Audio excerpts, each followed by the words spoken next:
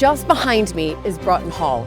It's been home to the Tempest family for over 900 years, and it sits on the edge of the gorgeous Yorkshire Dales.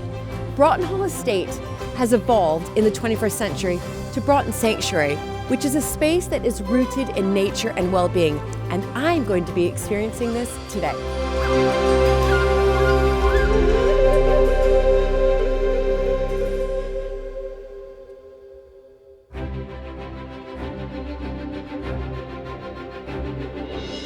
When I married into the British aristocracy, it was the start of a wonderfully exciting journey.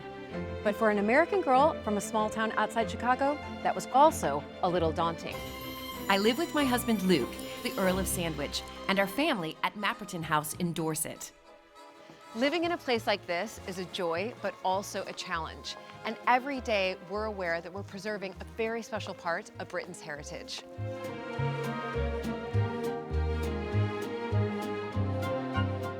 Mapperton has opened up an extraordinary new world for me, and I can't wait to share it with you all.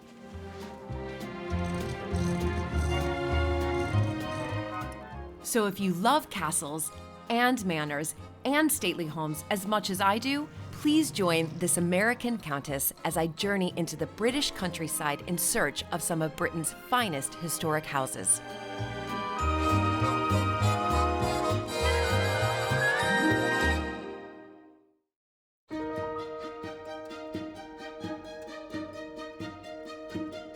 Established in 1097, Broughton Hall is home to the Tempest family, one of the oldest Catholic families in England. The current custodian, Roger Tempest, is the 32nd generation of the family, which traces its roots back to the 11th century. Roger and his partner, Paris Ackrell, are regenerating this historic estate into an innovative and inspiring well-being experience, a place of peace and tranquility.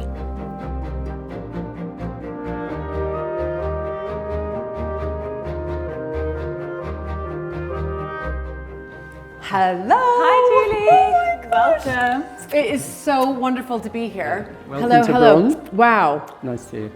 Amazing. You've brought the sun. Thank you so much. But the view is fantastic.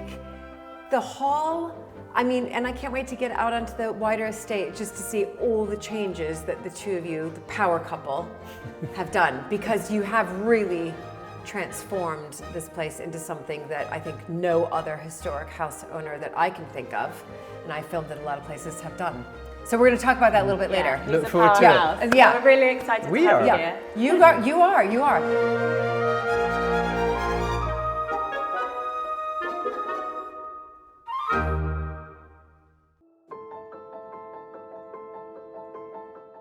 So I thought, just if possible, I could get a little tour and some history.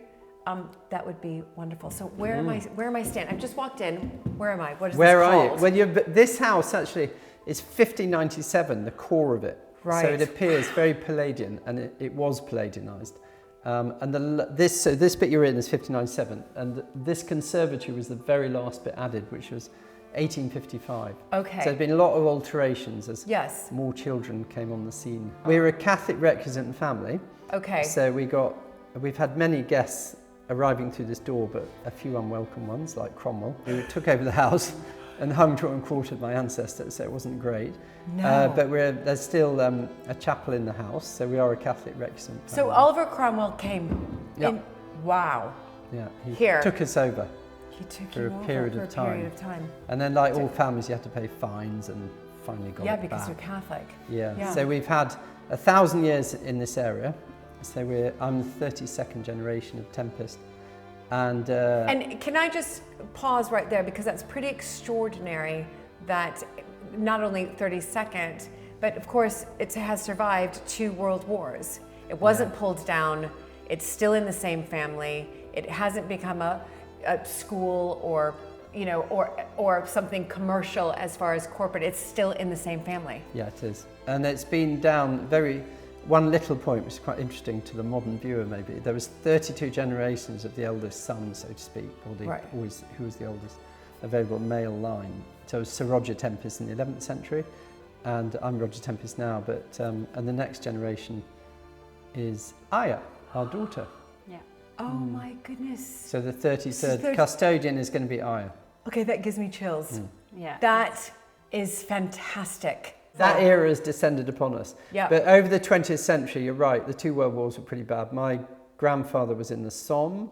He was a brigadier general and had a really bad time. He got shrapnelled and mustard gas. And then my father in the Second World War got shot in the head in 1944, and he had to go back to, he survived, it hit a bone, and then he had to go back into, he was involved in the rescue of the concentration camps at the end of the war. It was pretty horrendous. I'm just reading about it at the moment, learning about it. At 61, it suddenly hit me what happened. And the concentration camp he had to relieve with all his, Scots Guards. They were part of the Scots Guards. There's 25,000 people died in the first 3 weeks after they were relieved. And one of his colleagues, I read, went blind when he arrived. For 3 weeks he went blind. He could not face what he saw. He couldn't face what he saw. Yeah. So 20th century here, right. This house was not derelict, but it was used as a hospital during the war and all So it was requisitioned both times. Yeah. Hospital both times, or only definitely the Second World War. I don't quite know about the First World War, but probably. Right. And then it had a direct, like any 20th century at the beginning, First World War, Depression, Second World War, then all the taxes were really bad in the 60s. After 1,000 years, just on the verge of not going to survive, and then we sort of slowly pulled around a few little ideas which made a massive bit of difference. So this house, as you go around, it's had major surgery. Okay. In the last 20 years, major surgery. But did you grow up in this house? Yes. You did? Yeah. First 6.5 years, I didn't, because my father's brother was here, and then he died in 1970s, and it was too sort of in a bad condition to move into in 1970, so we waited 2 years. Okay. And then we were brought up here. I've got 3 sisters and a brother. Right. And you started to think about this later on, thinking, I don't want to live in cold, damp, I need to have some debt. Yes. Whatever. I wasn't going to say capital tax. It is. Yes. Whatever. Yes. So wow. So that was a real shift from growing up in something that, yes, it's beautiful on the outside, but on the inside, because of obviously the wars, the Great Depression, and the taxes that were, of course, procured on houses like these and big, large estates. Were you constantly thinking, I've got to do something different? Always. So we had to find an answer to survive. You have to survive. And so going to the 1970s was a very bleak period, and my father found it very, very hard. And we were just selling everything. Sotheby's turning up, everything land going down.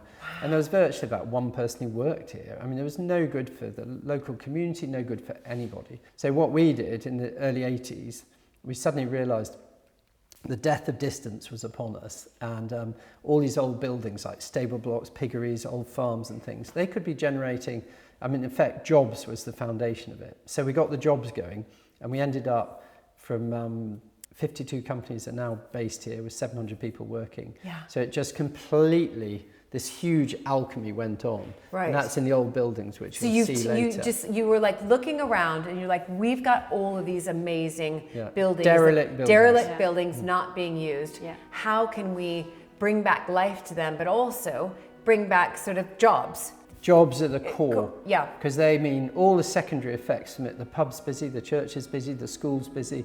With no people, it just doesn't work. So you get the jobs back in, and that's the engine house of growth. And then this alchemy started to happen, where we went in all sorts of different directions too. And especially with Paris and I, the last few years, we've gone to the outer nature and completely changed that from industrial farming to nature-friendly farming. Yeah.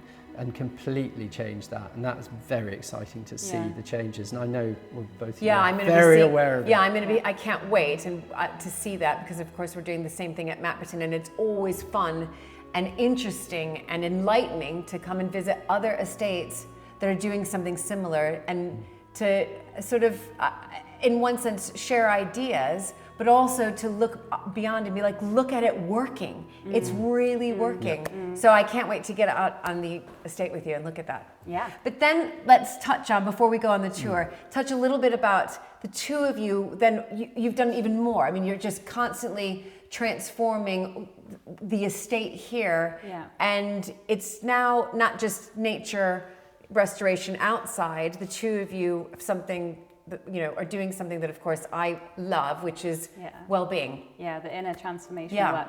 I guess when we met, we were both quite on a journey of self-discovery. 11 years ago today. 11 years I know, ago today. happy anniversary.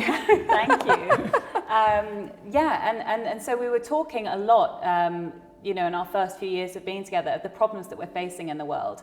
Ecological crises, spiritual crises, like economic, just on all levels, Yes. health and, separation from nature. And so there was this sort of gradual evolution that started happening, and these sort of like rumbles that started happening sort of within us and on the estate. And we've sort of become this place, we want to be this sort of island of refuge where people can come to discover themselves really, and discover, our interconnectedness with nature, and to find solutions to the problems that we're facing individually and collectively. So that's really what we're about, a place for people to go on these journeys of discovery. Yeah. It's incredible. And you host huge retreats here. Yeah, and then from small to big, but huge, but constantly. How many retreats? When I say retreats, it's not just yoga retreats. It can be mindfulness. It can be a meditation. It can be deep psychotherapeutic work. Exactly. We're really interested in, actually really making an impact, creating change in people's lives. Yeah. So they can break cycles, break free from things that are holding them back, releasing trauma, all sorts of different things. It's a very eclectic place. So you can which is great. Yeah. And giving them the space to do it. Yeah. And they love it. This 50 area. retreats a year. 50 retreats a year. It's So you might have fantastic. Path of Love, Hoffman Process, some of the regular, you'll know Yeah. a lot of them. And people go through, so many people are living half-lived lives, and they're struggling. A lot of people are struggling. And here, this place, we're dedicating it to this sort of house of transformation. Yeah.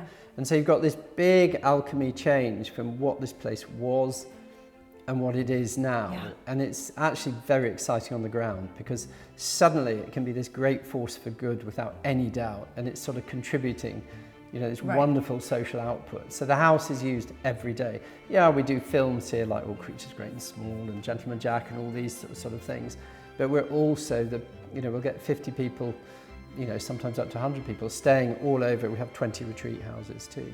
And they're just staying here, and the facilities are quite exciting, which you'll see. Which I'm going to see. I can't wait. Yeah, you'll see those. We've got a state-of-the-art, wellbeing centre, and outdoor pool, indoor pools, while swimming. Meditation labyrinths, screaming fields. Oh my all gosh. sorts. Fire temples. I love a meditation Sweat labyrinth. I might lodges. have to do that today and just go round and round. But what's, I think, the really interesting point here is that all these places, historic houses and areas of land, can they find their real purpose? And you need to redefine it and get something which really sort of takes us forward to the future. And ironically, this place, I feel, is all about the future rather than all about the past. We respect the past, Yes. but some things have to change. And so we have, it used to be Broughton Hall Estate, and we call it Broughton Sanctuary, because we think that is a stronger metaphorical sort of word which defines the work we do here. And I think there's a lot of complications in life with hierarchy, entitlement, the past, all these sort of things. And it's sort of trying to shift it into a new way of looking at things. And if you're looking at it through a different window. And so now we have this wonderful sort of totality of purpose here, which there might be 1,000 people here in a particular day. And so people have got access in all sorts of forms. Well, should we have, I'd love to see the tour of some of the rooms. And maybe they might bring back some, childhood memories for you. You might sort of mention what you did in that room. I've heard of did you ever roller skate here or anything? I've danced very badly. Without a doubt. Brilliant.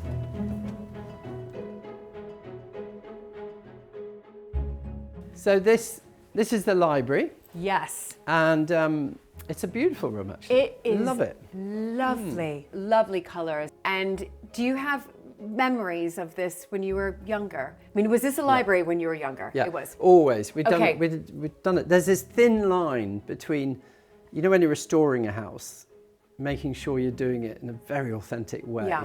not making it into some sort of And being sympathetic. yeah, being Yeah. sympathetic. Yeah. And this has had a lot of restoration. All the books, you know, each book's been restored and whatever. But you'll see in the next room a lot of restoration Right. went on there. But we used to have Christmas quite often here. I've got 3 sisters and a brother and parents, and we would have a Christmas tree in the corner, and just as a family when there weren't a huge amount of guests, so Right. we would use it. But And whenever now other people can yeah. come and have Christmas here as well. they certainly As you can see, there's no ropes. Yeah, you know, so no, we're- that's we're- right. Yeah. There's not, you know, you're not having to go through. People can take over the home as their own house, Right. as their own home. And so when people come and stay here in the hall itself, do you, are they coming in here? Can they, you know, sort of hang out here? Whole house. Whole house, They, yeah. they have the whole house. So we let the house out for a week, say, for exclusive use, and Right. it can be a family or, you know, multi-generational or whatever. And they come, and we have a really good team. Right. Look after them, and really good chefs and everything. So, and they just so they hang out here. They live, you know, Downton Abbey meets with a bit of modernity. Yeah. We have Wi-Fi and flushing loos and hot water. So 27 loos in the house Yeah, now. but then they can go do sort of a nature walk, they can Yeah. meditate, they can do some yoga, they can do wild swimming. I mean, Yeah. who would ever want to leave? Now, I do want to focus in, because I love looking around at, you know, these wonderful, amazing, historic rooms, but furniture. I always am interested, especially in library. Do you have any like fun pieces? Yeah, well, we do actually. One of the things with the furniture in this house, there was there's 100 years of Gillow in this house. So Gillow was a really sort of Premier League furniture guy. And he was Right. a Catholic family, and we were a Catholic family. Lancashire, very near. We're in Yorkshire, but it's slightly Right, different. It's right, but Lancashire and near, Yorkshire. yeah. But so, for example, this piece. Oh my We found the other day, actually, I don't know, this is a backgammon thing. Yeah, it's And then amazing. 1803, it was 14 guineas in 1803, and we got the original invoice for that. No. So, but you just 14 put that guineas. back Can in you there. believe Look, it just that? Look at sits, that. it sits Yeah. in there. You know, But you could even play your backgammon in there. 221 years later. 200, incredible. And then you've got over here, there's one book here, which is, this was my great-great-grandfather's book, and we got the original invoice. Where's his name? It's somewhere here. The original invoice for this, it was Sir Stephen Tempest, and he was 15 guineas. And these are his handwriting and his notes. And I mean, look at the detail. Look at 1743 or something. Unbelievable. Look at that. And so he was probably, you know, when the house is always getting poshed up a bit from Right, era right. to era, if there's any money about. Right.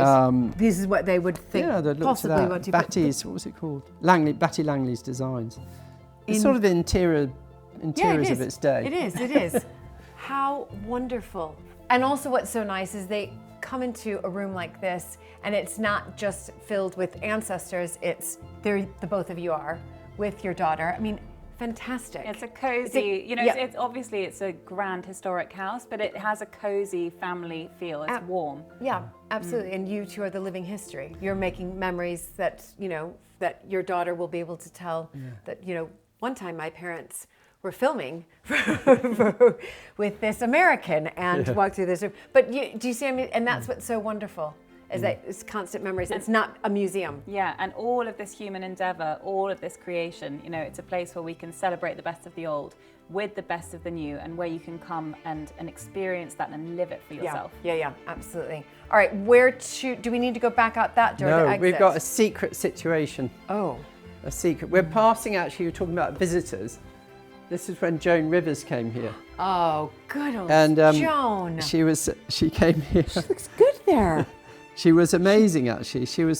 My mother had a really bad accident, and you know, she fell off a camel and was sort of wheelchair bound for 17 years, quite a while. Anyway, Joan Rivers was really sweet with her, actually, and she pulled out of her bag this little iconic thing of St. Columbus or something. She said, "I've been carrying this around for a few years now, and I finally know who should have it," and she gave it to my mum. That was really sweet. That is really lovely. Okay, all right, no, I love, this is fantastic. After you. Oh my goodness. Who doesn't love a library door with books?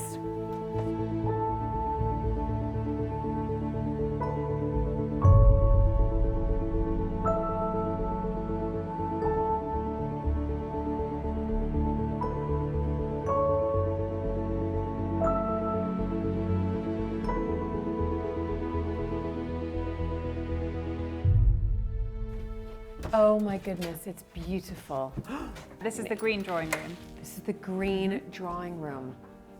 Lovely, and I can see the lovely, is it silk or is it the wallpaper? Flock wool. You've probably come across Edward Bulmer's work. We've had Alec Cobb working on the house for the last 20 years, and Edward in particular came to help in this house, and it's flock. You can actually feel it, but it's the original wallpaper which we replicated. Replicated, right. And then, I mean, this room's had So big tell me, surgery. green drawing room, big surgery. Yeah. That you did? Everything. Yes. Didn't it used to be like completely like whitewashed, and the chandelier was black with soot? Yeah. There are 138 pieces in that chandelier. So we took it down, and when the tower scaffolding was there, it was spread all over the room. You couldn't believe how much is in that chandelier. But all the gilding used to be brown painted when we first came, because they couldn't afford the gilding, to do it. And then things like all the textiles. We tried to keep all these textiles being ruined, and we got these all redone. One or two of them we sort of left, which they might have their time at some stage. No, the carpet was absolutely ruined, so we redesigned new carpet. Edward Bulmer redesigned a new carpet. Okay, but similar to what had been here before. Pretty similar. Right, so you're just trying to do like for like as much as you can. As much as possible. Wow.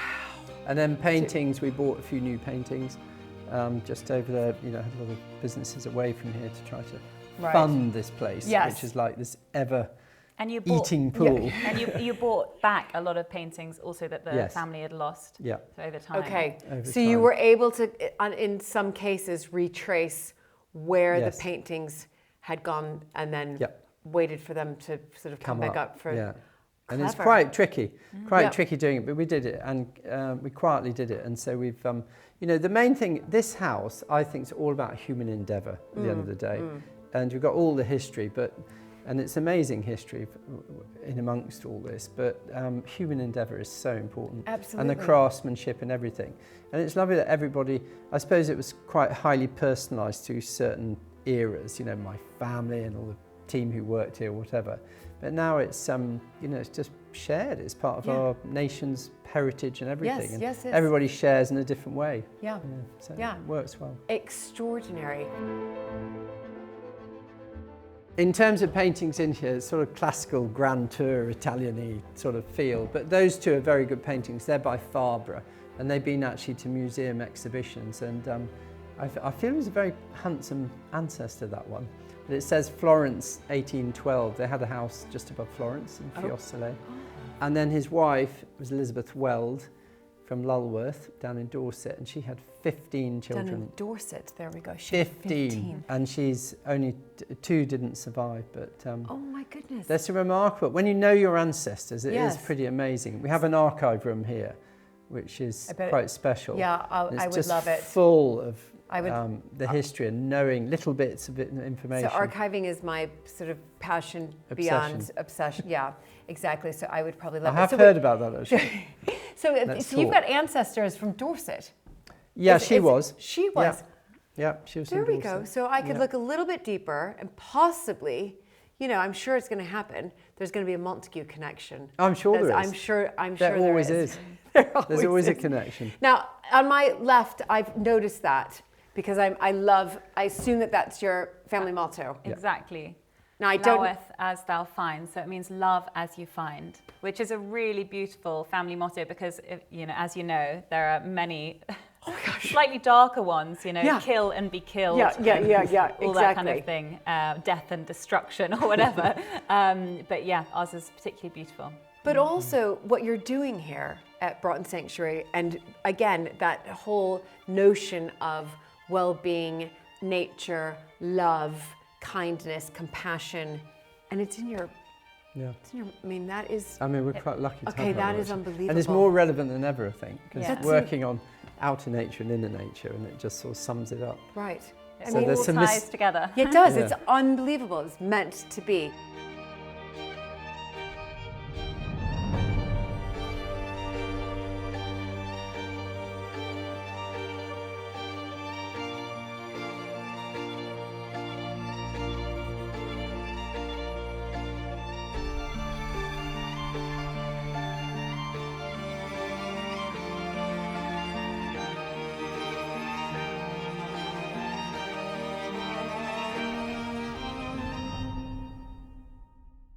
Okay, next room. I'm looking for an exit. Is there a secret door? Yeah. Yep, there is. No secret door here, Well, but that it's kind of looks- it is quite a nice entrance, this one. I quite like doing this. Yeah. Okay. This is into the Oh.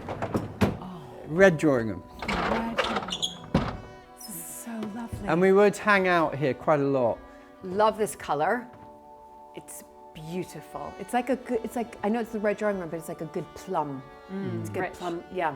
Really, really Warm. rich. Okay. Room. Give me a memory growing up. This was a very social room. Okay. So after dinner, come in here, hang out, play music, whatever, and just, just lots of guests and all that sort of thing. Right.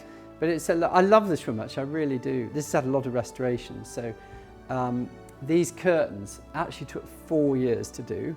I mean, it's so ridiculous with all the issues in modern society. We're spending 4 years to do some curtains. But they're from Egypt, Portugal and India, all the bits to fill it together. And they're not cheap.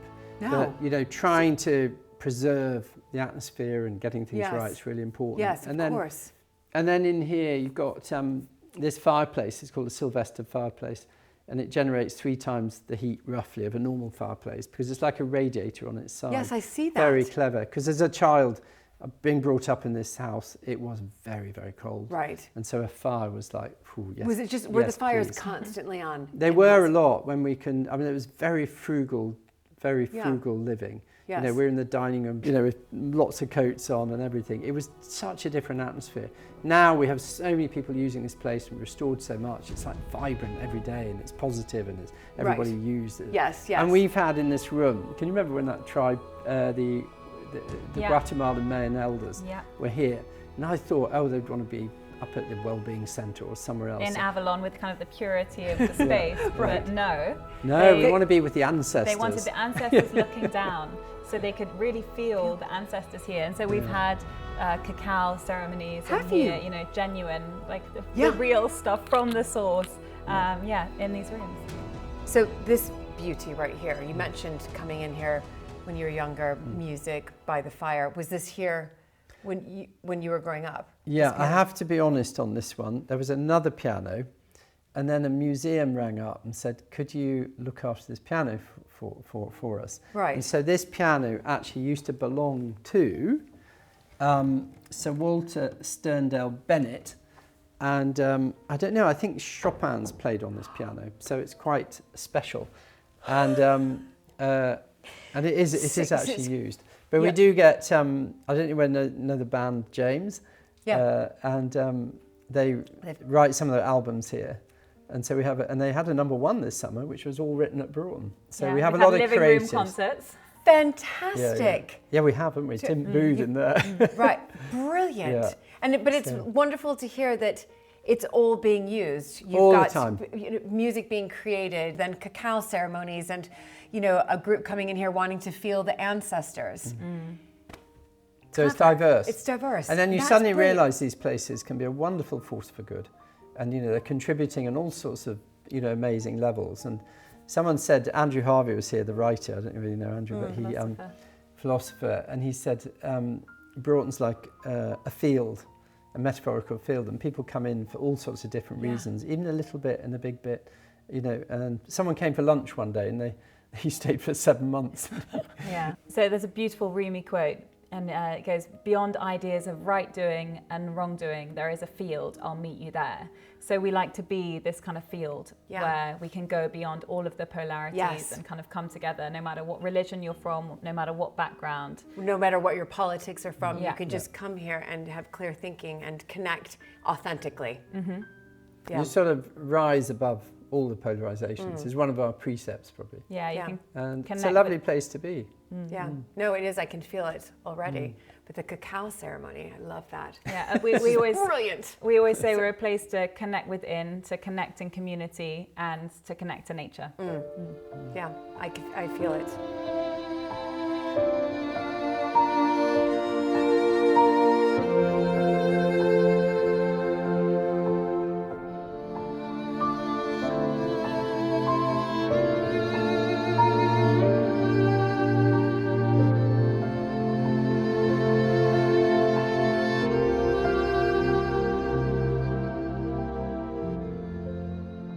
All right, where to next? Billiard room. Billiard room. Oh, I love the sound of that. Fantastic. And a door. Not a secret door, not a sliding door, a door. Mahogany. A lot of mahogany. So, this is the billiard room. Billiard room. A surprise. every historic house has a billiard Yeah, room. yes, they do. People like using it actually when But they come and stay. was they this a do billiard room when you were younger? Yeah, It was. yeah, but it was a very different billiard room. So, In what sense? well, one morning we woke up and there was a plastic cover on the table and there was snow, about that much of No. snow. And we'll evidence the photo. So that's a state. The house was cold and Right. not great. And not great. I heard your parents use blue tack for the ceiling to Yeah, tack up some. they used holes. everything. Sellotape, blue tack, you name it. Probably Brussels sprouts What, to plug up holes? Yeah. for the water pouring in. Oh. You used to have old hip baths, the really old ones. Oh, there's a leak. Right. I mean, the house, I remember in the 70s when I was, poor dad and mum, but there was a storm and then just the phone, everybody ringing in. My roof's pouring in with water. It was it wasn't good for anybody. No. No use for anybody. No. And so reviving every building, giving it a new purpose, a very good roof Yes. and all that, suddenly it works for everybody. Yeah. It's quite simple, really. Yeah. Now this I've spotted right when I walked in. This is a just absolutely stunning doll's house. Stunning. Yeah, this is my grandfather made this. So he was in the First World War in the Somme, and he was quite an interesting guy. He used to bring plants back. He was in the Boer War in 1890s. Yeah. And he brought trees back from, he really loved trees, and he brought Okay. trees back from the First World War. But this was made out of old cigar boxes, and he got very badly injured in the First World War. So this is his recovery project. What? And- It's made out of old cigar boxes. Yeah. Oh. And the little detail behind it, it's like the books have got little pages in. There's a loo roll in the loo. You can probably see it actually. I'll just it's not opening at the moment. But and one thing here is a tiny little copy of the Times newspaper. Look at that. And his friend was Geoffrey Dawson, who was the editor of the Times, who lived just up the road, and he gave him that. And he gave him that. And did he build all the furniture? Yes. Yes. In So the woodwork shop here. What? And his mother was an amazing. She did in the house. You'll see lots of fireplaces. She carved fireplaces. She was a carver. She was really cool. And now Roger's niece is actually a luthier, No. so she Yeah. makes guitars. So there's quite a bit of creativity in the Yeah, family. of course there's. Yeah. I could stare at this all day. I mean, knowing that your grandfather made this and this, what a great recovery project. You know, I always have this view in life that projects keep you young. They just Oh, do. right, yeah. And something like this, how fantastic. So did you ever play with this with your? Yeah, your- we weren't really allowed to. So Right, okay. In fact, it's being Right. spring cleaned at the moment. This is the front over here. You can see Okay. that where Paris is. Oh, yeah. And so Oh, that's yes, the internal. okay. I think they're cleaning the curtains and things like this, and we'll put it back. But everything needs care and attention and maintenance. Yeah, Everything has a cycle, doesn't it? And you Oh, just look, have I to mean, look even after just the little mice here. Tiny little mice. Tiny little mice. He There's- thought of everything. So you could literally stare at this all day. Look at that grand staircase. Yeah, I've even got a vacuum cleaner, and then here it's got a fan. And to see this was I think he finished in about early 1920s. But that fan used to have a battery and it used to work. And it used to work. That was pretty ahead of its No time. way. Yeah, 100 right. years Oh ago, my yeah. gosh. Oh my gosh, I could just go through all the detail. But you know about the learning, the history. I mean, recently we've just found from we found the map in the archive of some druid circles in a burial ground. And it was from 1917, was it, P? Something like that. Was it 1907? Anyway, and then we found it on a map in 1721. And we never knew about it till just recently. And then a couple of years ago, we're looking through and we found the priest who was based here. Right. Was going to America, and he was on the Titanic. He died on the Titanic. He was giving last rites to everybody as they died. No. And he died on the Titanic. And all these funny little stories, you know, Yeah. they're interwoven. Yeah. And then families come back here they've read something about their ancestors, and they come and connect with us again and everything. Yeah. And we've got an American family coming this next year, and they're sort of distant cousin, and they're bringing all the Tempest family from Utah City. You know? And ancestors that have lived here and, you know, had the ancestors who have lived and worked here a long time ago can then come and stay and experience bits of it. And Amazing. There's tremendous connections. It is, That's the but, point. and also just think of the connections that you both are making as far as bringing in the wider community from, you know, from those who live, you know, in England or in the UK, but also internationally. All over the world. And think about the transformation that's happening within their lives. And they're going to be telling that story to their, you know, grandchildren, children, and then them coming back and visiting and saying, oh, I need to come back and visit Broughton Sanctuary because this is where my grandfather really realized something or made a change in his life, and this was the place. So you guys are going to remember. That's a real privilege. You know, You know, for us, because privilege without responsibility is a very ugly thing. And you know, for the privilege, you know, the people who come here and their lives are turned around, or we sometimes get people, you know, in Avalon, they come and they just break down in tears. Yeah, sometimes, of course. don't they? For the work, you know, they suddenly get it. And this world's made up of millions of little worlds, isn't it? Yeah. And we're just one tiny little speck on the beach. But, you know, if we all, I love that St. Francis thing, we all give a bit more than we take. You know, the world's a very different place. Yeah. And the world is quite in trouble, isn't it, in one sense? Yeah. And places like this really have their place. There's no embarrassment about it. I'm so proud of Broughton, all that we do, and, you know, and that's the way it is. And it's great. It's brilliant. So well done to you both. It's absolutely brilliant what you both have achieved. Well, it's a huge team effort. Yeah, you know, hundreds of people, all the creativity, all the daily kind of slog and work that people have put in. It's Well, I can't wait to get out there and see the Nature Recovery Rewilding Project, the Wild Wellbeing, and of course, Avalon. Yeah. Did I get it all? Tick, tick, tick. You certainly did. Tick, tick, tick.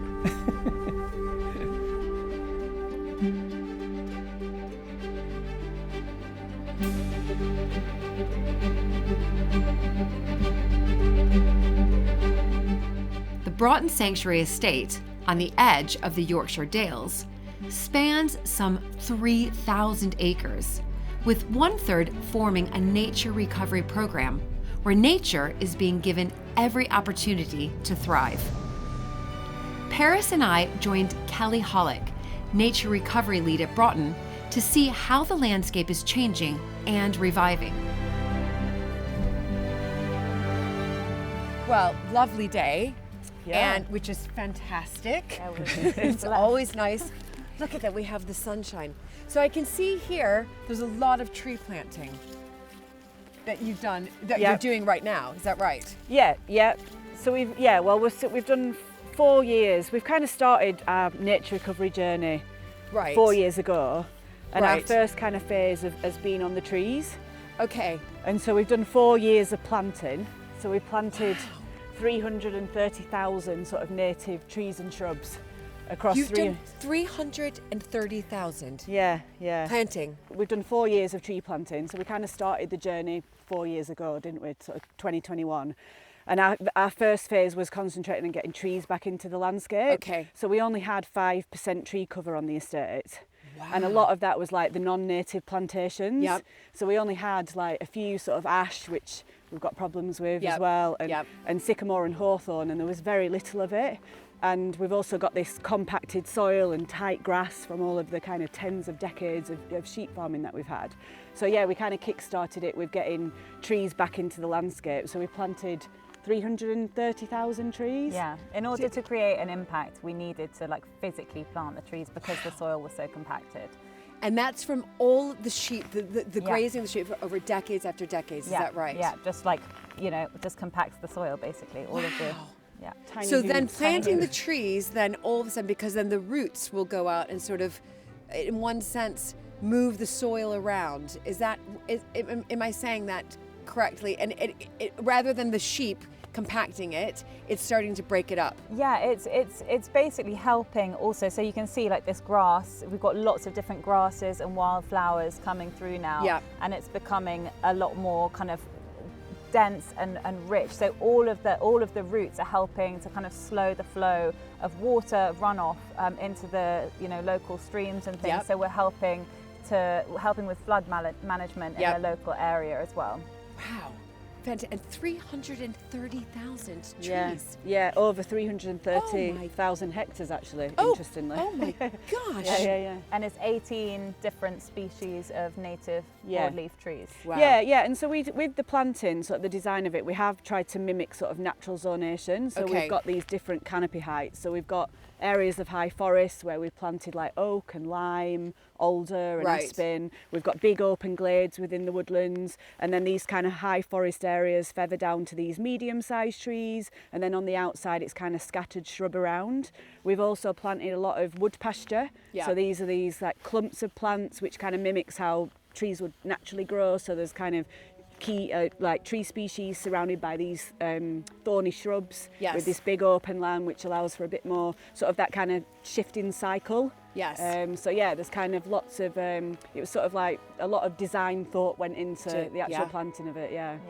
It's more of a managed rewilding, Yes. basically, but trying to mimic natural processes as much as possible. And like Kelly said, we've tried different kind of things in different areas as well. So we do have some areas of land that we've just left and we're just leaving and we're just seeing what's happening there. Yeah, also. what happens, what nature can, and we know that nature can recover Yeah. anyway, but it's seeing, and sometimes I guess, you do have to, in one sense, manage the nature recovery itself because of the damage that had been done prior to that, and to really give it a kickstart. Exactly, it's like a helping hand to help it get there quicker. Yeah. My husband always calls it, when we look out beyond and I can see, you've got the sheep there, but I can see a real difference, but he always calls it the green desert. But you can see a shift from where the sheep are and that green desert, and then what you've done on this. No, it's really nice because we are at that phase Yeah. where you can look out of the landscape and you can actually identify our land from all of the different colours. So this, England's green and pleasant lands, actually England should be a mix of like different colours. Yes. And yeah, you can kind of see the roughage and the different textures and colours, and that kind of, you can kind of differentiate where our land is. Yeah. It's more beautiful to look out. Oh, absolutely. And to see teeming with this. wildlife. Yeah. We went through walking through those sheep fields where, let's be honest, the grass is this long, there's no life, there's 2 species of grass and some sheep.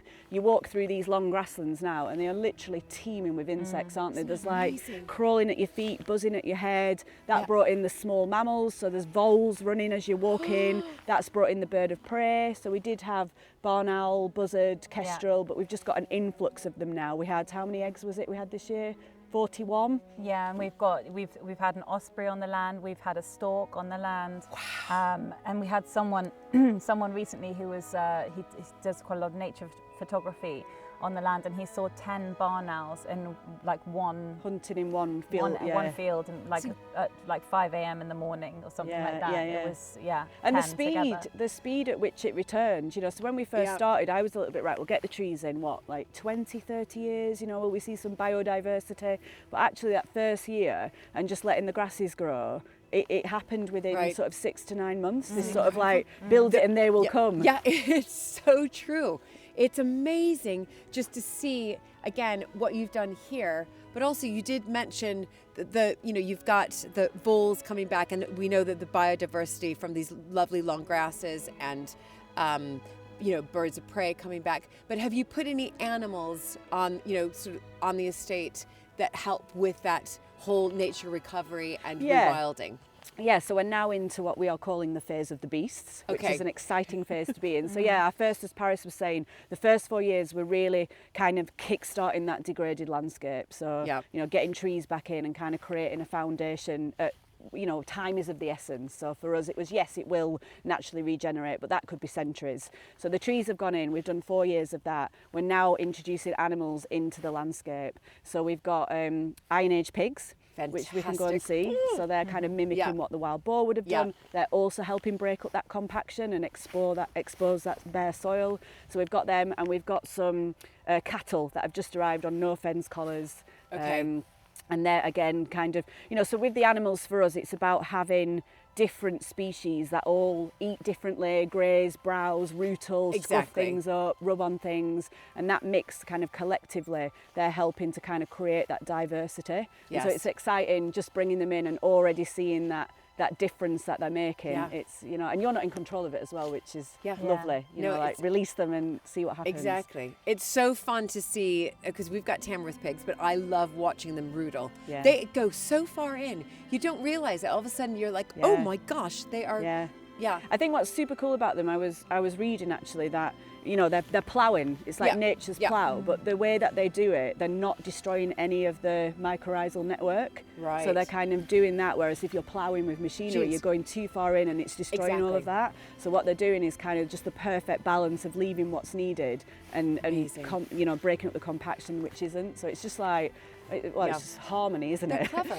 They're clever, Yeah. and that's what they're meant to do. Not a big machine. I'm not, you know, that is what those pigs. They're clever. They know what they're doing. Should we go see them? Let's see them. Oh, yeah. Let's brilliant. go.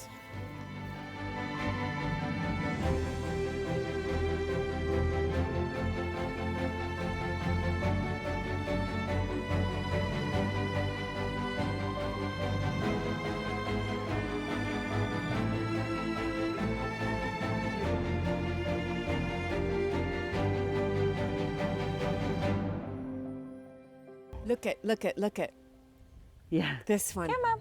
Yeah. Amazing.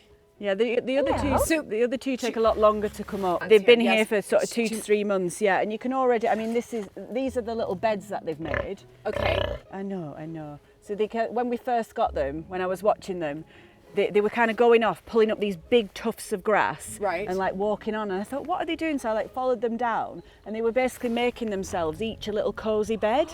And so they've got 3 here, and they've got 4 different locations that they've chosen to sleep in. So if you go in, there's like 4 different areas where they've made these little beds, and depending, I guess, on the weather, and Right. is like where they go. So And these, this was just under the tree here, so they've got some shelter, maybe. yeah, this was the first one that they made Right. here.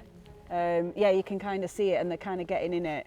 So, how many pigs? How many Iron Age pigs? So do we've got three Okay. Iron Age pigs, and they're in this area Right. purely because we were mentioning before we left some areas for natural regeneration, and so one area was our only arable field, so it wasn't compacted and it had bare soil, and that's doing amazing. We've got like 8 different species coming up. It's like really beautiful. But the 2 other areas we left were kind of the fields that we've been walking through, so very compacted, tight grass. We weren't seeing anything, you know, kind Okay. of like 3 years in, there's nothing coming up. And so we put the pigs initially like confined to kind of 40 acres in this regen field Right. to help them assist that natural regen. Okay. So already they're kind of using those powerful snouts, rootling, you know, exposing that bare soil, breaking up their compaction. So they're kind of here while they do a job, Yes. but then eventually they will extensively roam around Right. basically, and they'll Yeah, kind of be mixed in with the native cattle that we've got. Exactly, And exactly. Yeah, but they're just kind of, we're just... Yeah. No, I think we did that a little bit at first, and then we've had ours for 2 years, but they've now made. I mean, it's quite funny because you'll see like the white part cattle Yeah. and the pigs together. Yeah, And you're like, yeah. This is great, and then the ponies in the background. Yeah. It's really lovely. Oh, no, I They bet. just all sort of. I don't even know if they know any of them are there. Do you know Yeah, they take yeah. no notice of each other? They just happen to be in. They go about their business. Yeah, it's unbelievable. I mean, that's what's been really nice about watching these is that they're like really busy. You know, they've Right. always got a job on. They're like, you know, they'll just run past you. It's like, you know, what are they doing? They've got this mission and they're constantly like, yeah. So he seems quite sort of calm and content. Yeah, Possibly yeah. No, they really are. It's just at the moment. So eventually they won't be fed. They'll be out just Yes. foraging. Yeah. But this one, when she arrived, she just had piglets, and so she was really skinny. And Okay. she was bold with these, you know, I mean, they're great mothers. They basically completely deprive themselves. And so Ben, who we got them off, was like, look, you're going to have to feed her up, get her condition on and just observe. So we've been feeding and we're just weaning them off food now. Right, okay. But yeah, so she, you know, they are a little bit here expecting something. But Do you want to give her a little bit of a Yeah, brush? I'm going to give her a bit of a brush. Just be careful of her snout. 'Cause Yeah. she's a little bit. She's wanting some feed. Some feed. Here we go. Hello. Hello. I'm just going to give you a bit of a scratch. Come on. Is that nice? Yeah. Oh, There. the other two haven't even bothered to come, have they? Here They we must go. be quite happy. Oh, yeah. Nice scratch. Yeah. There we go. Oh my goodness, this is brilliant. Good scratch. I don't have food, but I've got a nice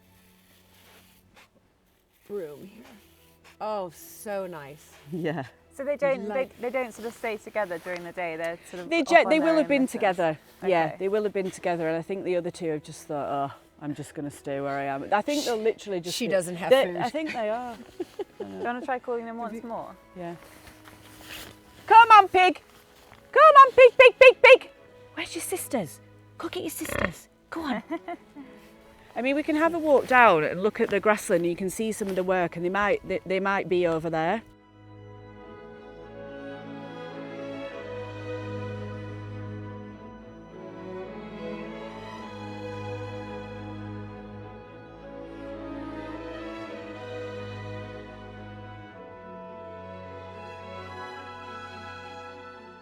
I love the wild landscapes of the Yorkshire Dales. The Yeah. big. Yeah. Because this is really the gateway to the Yorkshire Dales, Exactly. isn't it? We're looking out onto the Yorkshire Dales National Park. I mean, it's just stunning. It's absolutely beautiful. stunning. And actually, one thing we did is we removed all of our fencing. So you Okay, kind of yeah. not seeing the difference, but we had all of these square fields. Right. You know, and you removed all of that, and already it's just got this feeling of like openness. Yeah. And we put a lot of the telephone masts underground as well. Roger's that's been one Yeah, of yeah. his big things is Yeah. just getting rid of all of that. Really? So we're really returning back to the wild. Yes. Yeah, It's just preserving wide open the spaces. landscape. And Yeah. it just aesthetically makes a huge difference on a feeling. Yeah, it does. You know, like you're not confined in this No. system. No, exactly. And you can just breathe better and you feel better, you feel lighter, and Yeah, it's just, totally. you're not looking at it as sort of a pylon. Yeah. Do you- Yeah. Um, No, it made a big difference. But I just wanted to show you the leaky dams, which we've got here. So, you know, as we were saying, as Paris was talking about, a lot of the project being in the Aire Valley catchment area, we were looking at natural flood management. Yes. So the trees was a big contributor to that. But we also put exactly. a lot of leaky dams in the watercourses. Okay. So because we don't have beavers in the landscape yet. Right. Yet. You're coming onto They're that, I can coming- tell. yeah, the beavers are next of the beast to arrive, and we don't have the trees in the landscape. We've not got them limbs falling into Right. the water. So yeah, we anything kind of falling off, we're shoving in to the waters and just helping that to slow the flow. To slow the flow. Until the beavers Until arrive. the We're being the beavers arrive. beaver Right. until the beavers come and do a way better job. Fantastic. So you're getting a pair. Yeah. Yeah. So we'll get a pair. And you've got your enclosure now, because obviously, we have to have these enclosures to begin with. Yeah. And then, Yeah, so hopefully we- everybody will get their head around this, that actually We don't need beavers them, are yeah. good. We don't need these enclosures. Yeah. But how big is your enclosure then? So we haven't built the enclosure yet. We're just on with the licensing. Yep. But the area they're going in is like 10 acres. Yeah, fantastic. Yeah. Yeah. And so the fencing contractors are booked for the Yeah, enclosure. And amazing. Yeah, so- And it's amazing. I mean, our beavers that we have, it's incredible to go into their enclosure and to see the work that they do in like one night. You go in the next morning and you just think, oh my gosh, look at what they've built, or look at what they've sort of, gnawed away at. It's amazing. It's outstanding. Yeah. It's so much fun we're to see. super excited about Yeah. seeing that. Yeah, you know, and then so- of course all the wetlands in particular that they've helped with us within the enclosure, but the biodiversity that has brought back is astounding.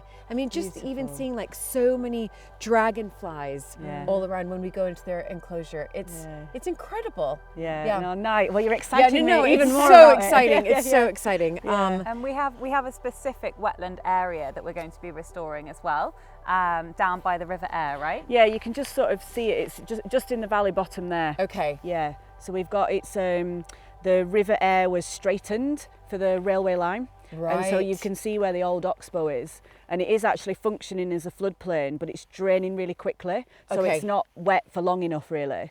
And so one thing that we're wanting to do is re-establish that, make it, create kind of scrapes and pools and over deepen them so it's staying wetter for longer.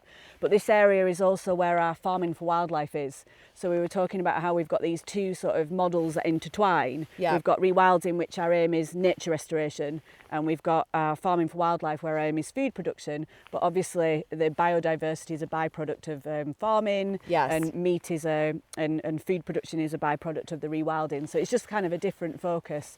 So our cattle on the farming side, they're in these our hay meadows and our kind of wetland area. So they're kind of helping make muddy pools in the wetland. They're kind of helping that sort of diversity of structure for breeding wader birds. So we've got curlew and lapwing here, but no chicks surviving because of farming practices and crows perching on walls and predating the eggs. So we're kind of getting the cattle in, farming, making you know, it's food, meat production, but through having them there, they're kind of doing a job. They're doing a job.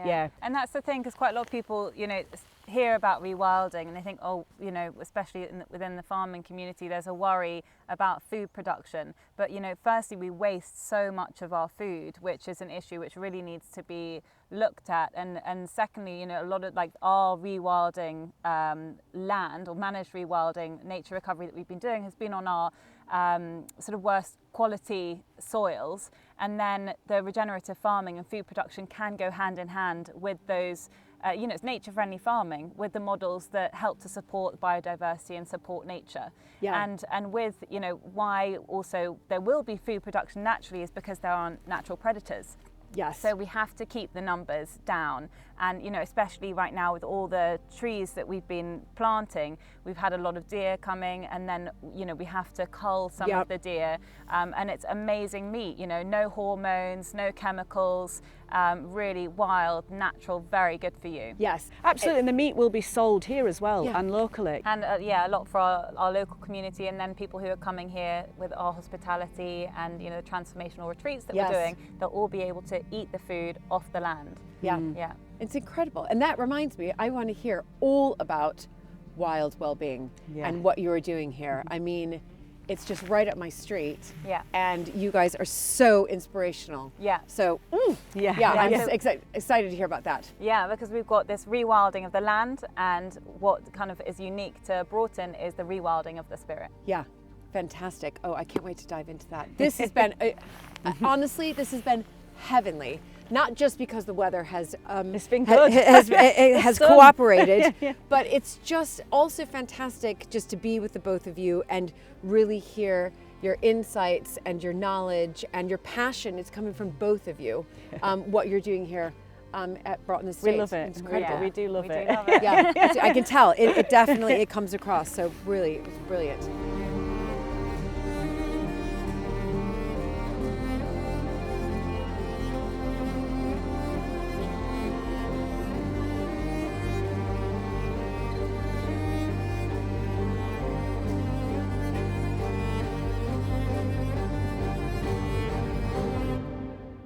Hello, dear viewers. Are you passionate about history and stately homes as much as I am? Then sign up for the American Countess newsletter. Here you'll get exclusive insider stories from my latest visits to castles, manors, and stately homes, and stay updated on all the exciting projects at Mapperton. You'll also get access to all of my blogs, like the recent Legendary Balls of British High Society. So don't miss out, subscribe today, and join our wonderful community of heritage enthusiasts. From rewilding and nurturing the land to nourishing the human spirit, Broughton Sanctuary is striving to help rebalance our experiences and connections to the earth. So this is Avalon. The smell. I wish it could go through the screen right now, but I already feel relaxed, and I've stepped 3 paces in. But this is what you've created here on the estate. So this is our state-of-the-art wellbeing centre, and kind of the philosophy of Avalon has become really the beating heart of everything that we do. So, you know, wherever people are staying or whatever they're doing, quite often people walk in here, whether it's for a yoga class or, you know, doing one of our deep transformational retreats. Right. Yeah. And the building is beautiful. It's very sympathetic to the environment here, and that was obviously done on purpose. Yeah. How long did it take from sort of start of concept to sort of complete? We've cut the red ribbon, I should say, and we've opened. It was a few years, 2 or 3 years, I think. But it was a natural kind of organic evolution of how it actually came about.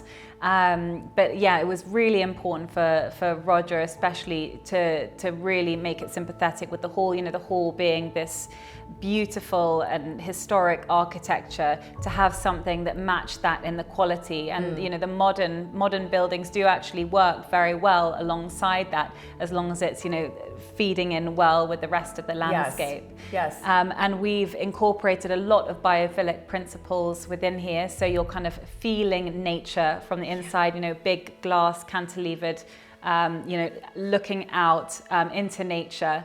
Glass fronted, and a lot of kind of elemental earthy colors and textures and shapes, from, you know, ripples to waves and local stone, and just bringing nature inside as much as possible. Yeah, and having a safe space. Yeah. Well, nature has a calming effect on the mind compared to like man-made shapes. So say if you're in a city or a town, looking at all of those kind of very angular buildings, it actually isn't as soothing for us as, you know, when we're seeing things that are curved and natural, and, you know, that Fibonacci, which you'll see on some of the doors, those shapes that we've incorporated. So you really thought of everything here, because a lot of times you'll go to, you know, a well-being center and it is very geometrical, and there hasn't been, I mean, it might smell nice, but it's purpose built. Yeah. This is built with a purpose. Exactly. And that's what's extraordinary. I can already see that the ripple in the stone here and up above here, you've got that moving around, and, you know, and then obviously you can see, it's like I can just basically grab a branch there and bring it in. Yeah, it was all very intentional, you know, from the initial stages, the architectural meetings, to the building itself, and to the interior design, all kind of woven together.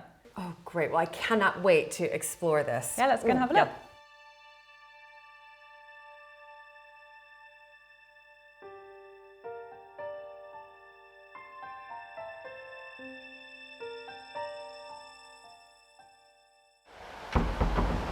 Oh my goodness. Okay, I'm already in love.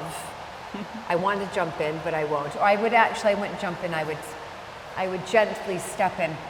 Tell me a little bit about what I'm seeing here. Yeah, so this is the pool suite. And we have the lowest chemical commercial pool that you can have, so it's really gentle on the body. Dolphins can actually survive in this pool. It's called a clear pool, and it's clean using UV and a few chemicals, but very low. Right. We've used all local materials, so Yorkshire sandstone. And you can see there's ripples, this kind of undulating effect on the floor, and the ripples on the ceiling. And they're kind of representative of the effect that we can have on our communities around us. And, you know, from this little drop in the ocean to this kind of spreading effect that we can have. And that's all down, you know, pointing towards the inner transformational work that we do. The work that we do, and rippling it out so it can touch other people's lives and the in a positive way. Exactly, the choices that we make every day and the impact that we can have. I love this design because everything around here is it's meaningful from within. So you're not just walking into what I was saying earlier, just sort of a purpose-built block. There's elements around it. Let me ask about I assume that it has some meaning. I have a feeling. Absolutely. So this is Source, and it's actually our logo, and it's this holonic source of light and source of life. And I guess there's lots of different words that you could use for it, whether it's consciousness, God, you know, just source really, the divine. And, you know, in life we have all of these different philosophies and different religions all pointing towards the same thing. So there's many different paths up the mountain, but essentially it's that essence that oneness, that Yes, it universal nature that they're all pointing towards. So and that can bring us all together. exactly, rather than exactly. separate. So at Avalon, we're a non-dogmatic space. So we've always really aimed for that purity. So people from different backgrounds and faiths can come here and feel at home. So we're not pushing any particular philosophy onto anyone, but hopefully it's sort of a house where everyone feels welcome.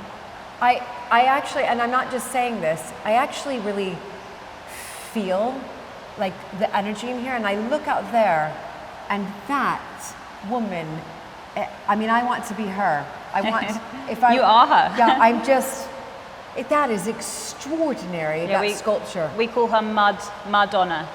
Madonna. But you know, she's just very Mother Earthly figure. Oh my gosh, it gives me chills. Yeah, bringing nature's principles inside, whether it's through, you know, the big glass-fronted spaces, through the colors, textures and shapes. That's essentially, we want to give people that feeling of being in nature even though they're indoors. Yeah. And so in the sauna and the steam room, there are these, you know, curved, very organic shapes, which is quite unique actually. Yes. The sauna, I think, was the second one made like that in the world. So yeah, it just has this very calming, serene effect. Outstanding. I mean, I'm definitely coming back, Paris, and I won't be coming back filming. I'm going to come back and just immerse myself. Just melt and here immerse. at Avalon. Oh, You're so welcome. Anytime. There's so much more to see, isn't there? Yes.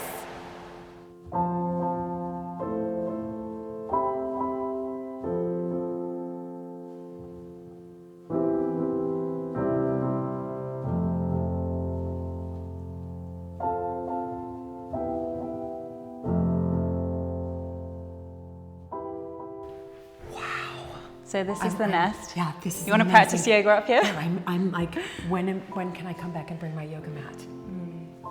This is astonishing, and you really feel your, you know, nature is right there, and that you can then do your meditation or your yoga or. And we've had all sorts of workshops up here. Yeah.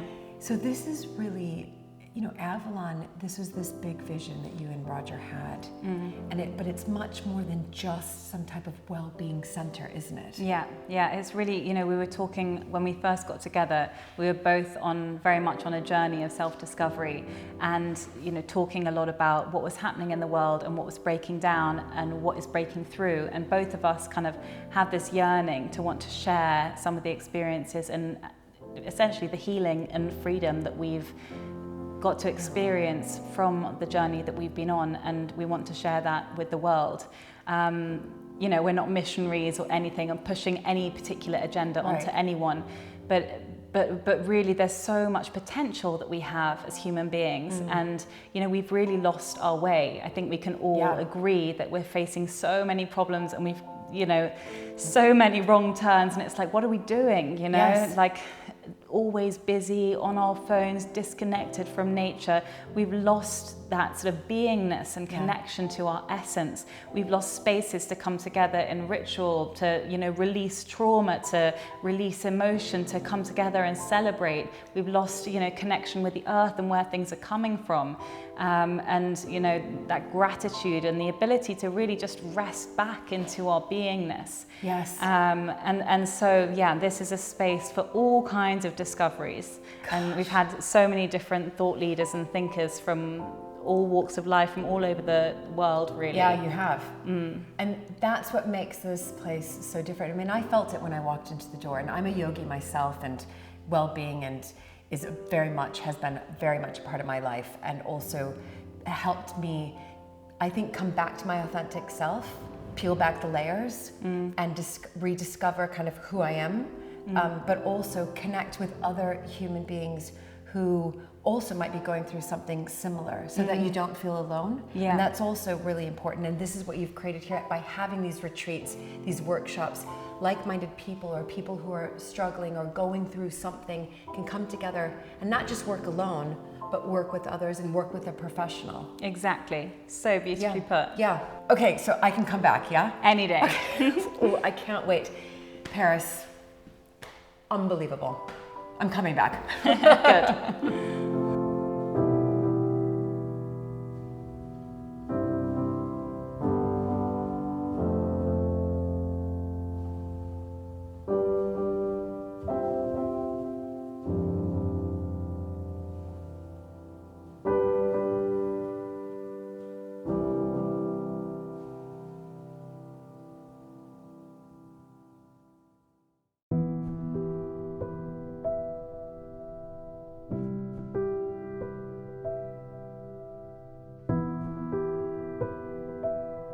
With a renewed sense of calm, I returned to the hall where I met up with Roger to explore a very special and peaceful place.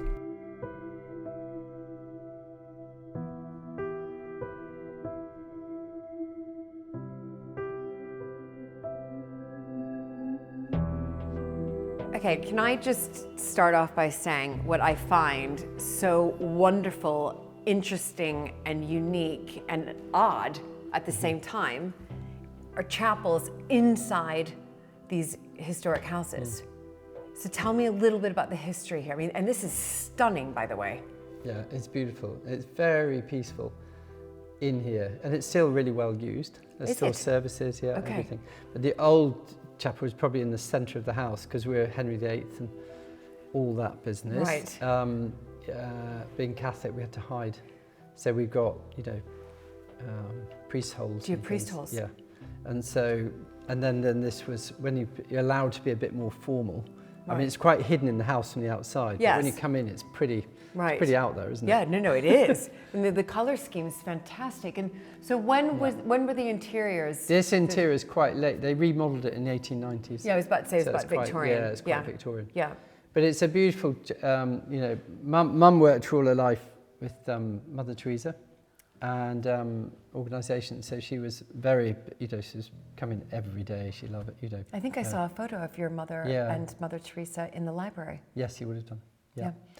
And but this chapel's really special. There's we've had quite a few little miracles in here, and one of them is something I witnessed personally. That we had two guests here. There was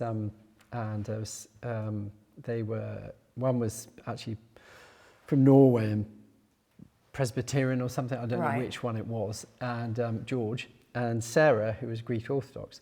And anyway, they came in. They were staying. They're friends of mine. And they came in, and she was like 44, and he's 55, just to give you an idea. And came in, and I thought, and I gave someone the reading to read. Yes. And so I gave it to him to read, and he stood up there, and they'd been trying to have a baby for 20, 30 years or whatever, never happened. And she, sort of 44, yeah. Anyway, and he read the reading. It says, and she was called Sarah, and it says, and unto you, Sarah, who was barren, shall have a baby. And 9 months later, she had a baby. No. Yeah, and that's my godson. No. He's 21 now.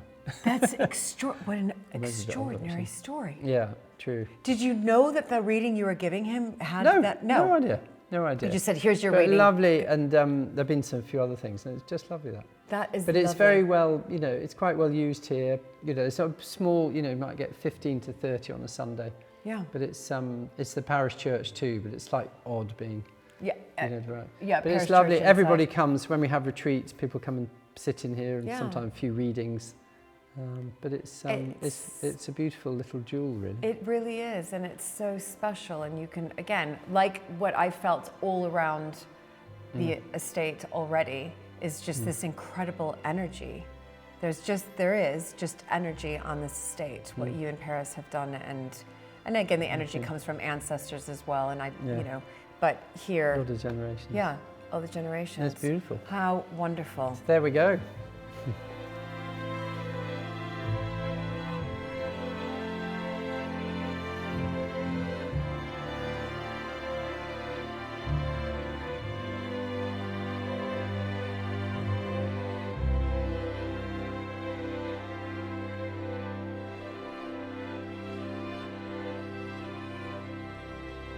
The interiors at Broughton are stunning. It's really about ancestors in this room. We got this is my grandmother, my grandfather.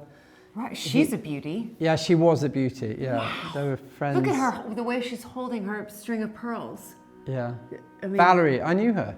Did you? Yeah, she died in the 1980s, but she had. Everybody had quite a lot of initials. So she was Valerie Arthur Tempest. So it was VAT. So her bags, the leather bags and things, so it had VAT on them. VAT, so like a VAT office.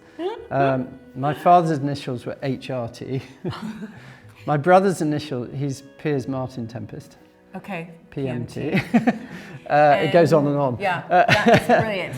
Okay, and so you remember her, you've got fond Yes. memories of her. And Yeah. her. I never met my grandfather, but he was a brigadier general, First World War, Boer War, everything. And he died at the age of 74, so I never met him. So you know, but he's the one who built the dollhouse. Yes. Is that right? His recovery program was after he was ill. Yeah. Because he was shot. Is that He was shrapnel and mustard gas. Wow. But my father was shot in the head. Yeah. Okay, your father. Yeah, So, yeah, but yeah. his recovery was building that absolutely exquisite dollhouse. Yep. But you do remember her.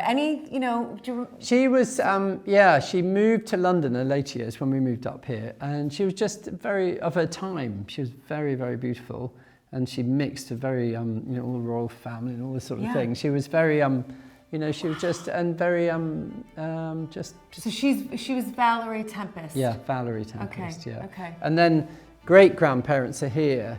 These two look a bit stodgy here, but they weren't. He was in the Grand National 7 times, he came second twice. And they were very much in love, all the letters we've got on them. But he was a rather amazing guy, actually. And when I was 14, I used to give help out on tours because Mum and Dad were doing theirs, now we do it. And I used to say, oh yeah, she was a gynecologist. But what I actually meant to say she was a genealogist. So when we look at the archive room, her genealogy is amazing. It's amazing. She was highly intelligent. She was a good woman. She Then- was called Eleanor Blanche, and she was called Blanche because she was born on a snowy day. Yeah. Lovely. Wonderful. And it sounds like you've got quite the archives. Yeah, Which we're going I'm- to see those. Okay. And there's some archives, sort of archivist stuff here. But behind here, we did a paint scrape. I didn't even know what a paint scrape is. I didn't until this happened. And going back till 16th century, You've gotta 400 years You've of got to be painting. kidding me. All the different colours which used to be here. And I have to... This is unbelievable that they Quite were nice able colours, to do this. actually. They're actually quite nice colours. I actually quite like this sort of Pinky. pinky raspberry color there, soft Yeah. raspberry. I actually copied we have, Alec Cobb helps us a lot on the interiors too. It comes up a couple of times a year or whatever. And this paint colour, in the 70s they painted it was an awful green colour. Right. But I got this colour from Cork Abbey. I really liked it. Yeah. And I like this colour actually. Yeah, I want to steal this And, color. It's and also it goes very well with the contrasting with the gilt. So Yeah. that all looks fantastic. I think it's worked. Yeah, it really has.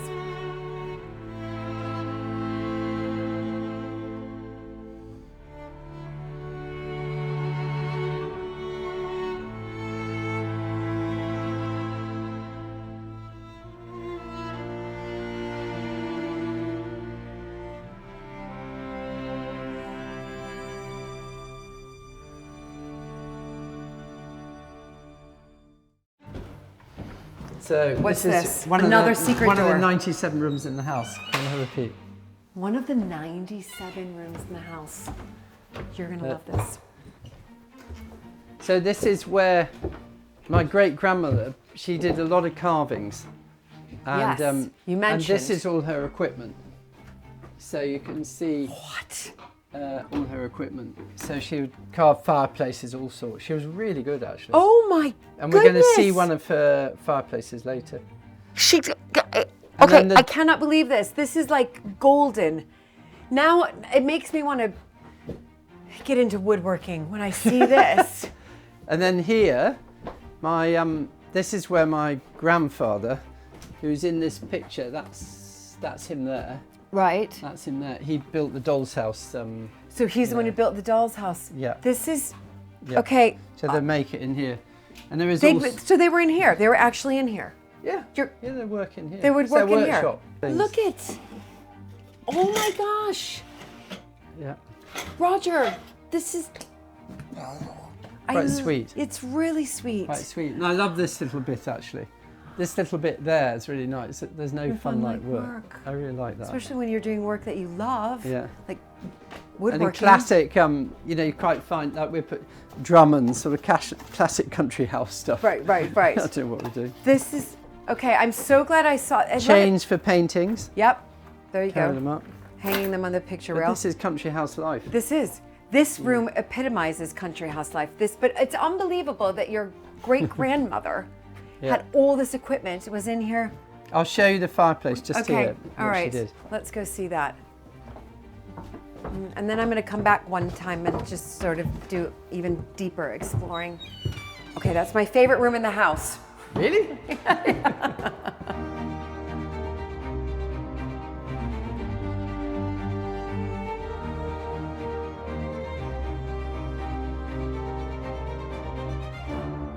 So, this is this totally is different part. called the smoking room.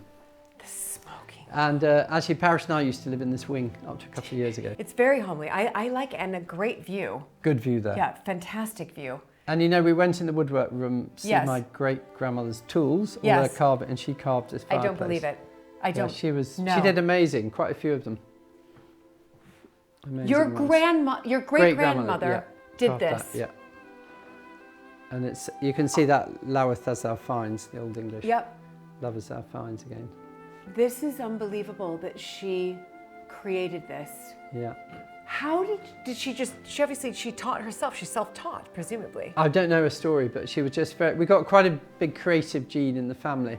You got certainly do, but it's Artist so, sisters and things. It's so detailed. I mean, everything is just unbelievably detailed here. I cannot, I mean, so you've got several of these. She did several. Yeah, she did a few. I mean, this is sensational. Yeah. I just can't get over the detail to this, and that your great-grandmother and all those tools I just saw. This house is just filled with incredible stories. That's what makes this house, I think, so wonderfully unique, is that it's not that this was, you know, by some famous, you know, carver that... Chippendale. Yeah, exactly, that all historic house Yeah. owners would sort of want to bring into their house. This was done by your great-grandmother.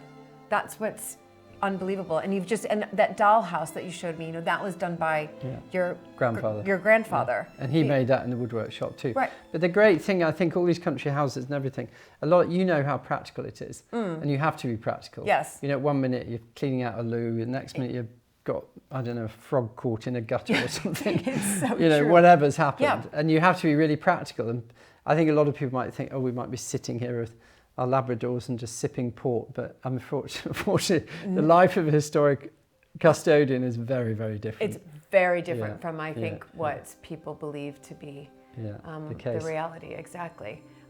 Thank you, Roger. This, my favorite room is The woodwork room. is the woodworking room, just because of the story, and then seeing Yeah. this, I think it's just absolutely brilliant. We were just one little extra bit. So when Julian Fellows was looking for Downton Abbey, he came up here and he was looking at this house, and we were quite in the running for it, but they finally decided on Highclere, which is absolutely perfect for it. Yeah. But a lot of the things in this house, I was noticing next to the fireplace here, you see these, this used to, when they were, obviously you had a lot more help, you just ring that, and so the bells are all downstairs, they're really No. beautiful. They're beautiful. The But bells. if you push them now, if any work, you'd only get me. Okay, well that's all right. You're good. Those are beautiful bells, and on either side. The old telephone system. Yep, I know, and it was kind of easier back then. I mean, you know, now we're digital, but then we can come to Detox. Broughton, we can detox. Yeah, detox. From our digital devices. There you Yeah. go. Sensational, absolutely. Second is my second favorite room now. Second favorite room because of this.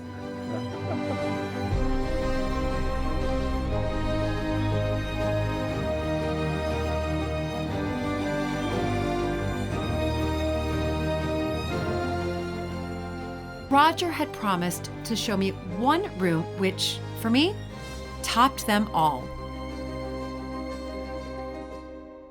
I love archives, Roger. I have heard. I'm in your archive room. It's beautiful. I'm going to take inspiration for Mapperton, but this is again your great grandmother. Is that right? I That's can see right. her name. The one we Eleanor saw in the Blanche. dining room, Eleanor Branch, the one I thought was a gynecologist, but she was actually a genealogist. Right. And this copy's in the British Museum, as you can see, the British Museum, Yeah. 922. But this basically traces 32 generations back to 1098, Roger Tempest. He came over with William the Conqueror. Right. Very likely. And he Yeah. was signing papers in the area in the 1090s. Right. And then it goes all the way, all their signatures and No. how the house in 1597, because the other house was burnt down by our neighbours, And so the new house is 1597. That's what it Right, looked like. And things. that's what it looked like. So, Oh and these my- are all the tempests and everything. And that's all their signatures, and she put in their Yeah. signatures. Yeah.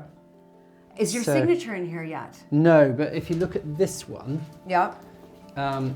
this is quite a pretty book actually. This, I like this. Yeah, I like This this. is on vellum. But this is about genealogy Yes, again. history. Oh my gosh. Yeah. And so this is our coat of arms and our crest. And again, it starts here Yeah. with Roger Tempest. Yeah. There. But oh, I love if it. you go, I love it. If you go I a want few one of these. pages. Hang on, there's quite a few of them. Yeah, so here. Okay.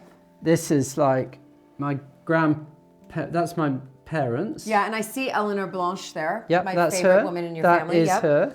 That's your parents. And then the lady who had 15 kids. Yeah. Is her Oh my kids. gosh. Oh my Yep. gosh. Yeah. There they are. And there you are. Yep. That's Look at this. myself, my brother Piers. And your three my sisters. 3 sisters, yeah. Oh my goodness, this is beautiful. So, but that's very beautiful, but some of this in the archive, in here we have everything. I mean, there's even a mortgage document from 1326. Mortgage means gripped by death, and we still Right. have a mortgage. But something like this is about a different bit of history, where this was, for example, I'm just trying to find it. This is King James asking to search underground. For and the priests. Yeah. And then we No. got fined 1,400 guineas. Yeah, this is one, for example. In 1723, the estate of Catholics, 1723, and Stephen Tempest also paid the fine for being a papist. For being a papist. Yeah. For not 1,400 taking the oath. Yeah. And he was fined £1,400. Yeah. That's It's a lot all of money good now. We all get on very well, but Yeah, phew. We're past it. This, okay, can I come back? yeah. I can come back. 'cause Come back I- another time. There's I so want- much in here. Okay, They're I all want to. full. All these of archives. I want to spend a day here. I also want to just maybe I just like research a little bit like Eleanor Yeah. Blanche. I know the Yeah. woodworker, the genealogist, Yeah. not gynecologist. Yeah. She is my favorite. Yeah, she's special. Yeah. And I hope to return to Broughton Sanctuary to explore the archives some more and to fully experience all Avalon has to offer. There is such a sense of peace all around. What a very, very special place. Roger, Paris, and the team are so inspiring. I hope you've enjoyed spending time at Broughton as much as I have, and look forward to seeing you very soon for another historic house visit. Bye, everybody.